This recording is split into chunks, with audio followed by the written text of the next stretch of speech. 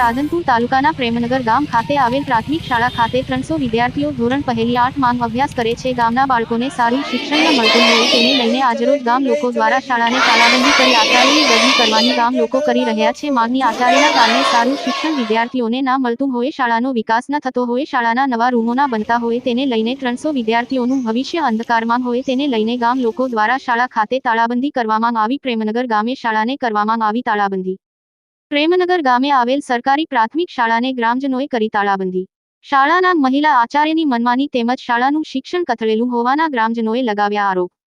શાળાના મહિલા આચાર્ય ગ્રામજનોને ખોટા કેસમાં ફસાવી દેવાની આપે છે ધમકીઓ. ગ્રામજનોએ શાળાને તાળાબંધી કરી પોતાના બાળકોને શાળામાં ના મોકલવા કર્યો નિર્ધાર. જ્યાં સુધી શાળાના આચાર્યની બદલી કરવામાં ના આવે ત્યાં સુધી બાળકોને શાળામાં ના મોકલવા ગ્રામજનો થયા.